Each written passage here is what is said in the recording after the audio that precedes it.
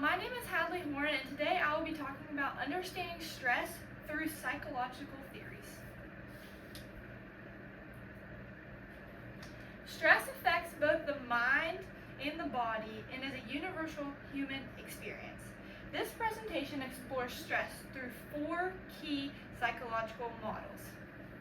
The goal of this presentation is to understand how these models explain stress and guide effective coping strategies to these models. The first is the transactional model, and it is stress results from an individual's appraisal of a situation, and there's primary appraisal and secondary appraisal, and there's questions on the board that go with each situation depending on which one they're in, and these highlight importance or perceptions and coping strategies. Chronic stress arises when perceived demands exceed coping abilities.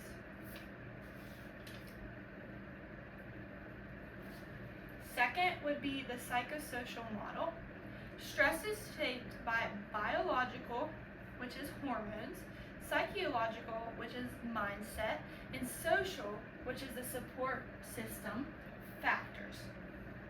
Illustrates that stress is not just internal or external, it's multifactorial, which means that it has different types. And an example of this would be a person with anxiety, negativity, and a weak support may be stressed more often than people that have those people surrounding them or those different situations that aren't stressful. The third would be the Yerkes-Dodson law, which is stress versus performance.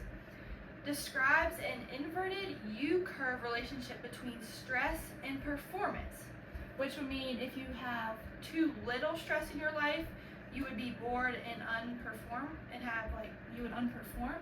And if you had too much, you would be anxious and there would be poor results that would come from anything that you do. Some people suggest finding a sweet spot for in the middle so that you're not too low that you're bored and have nothing to do, but too high that you have too much stress that you can't handle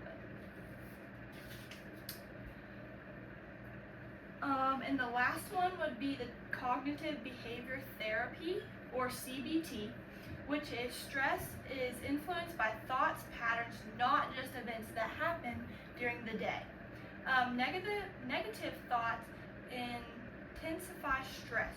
Reframing thoughts can reduce it. And there's a few different techniques that can come and that can help lower stress from CBT, but overall empowers individuals to control off their stress responses. So, in conclusion, stress is shaped by perception, biological, social content, and cognition. These models help us understand and personalize coping strategies.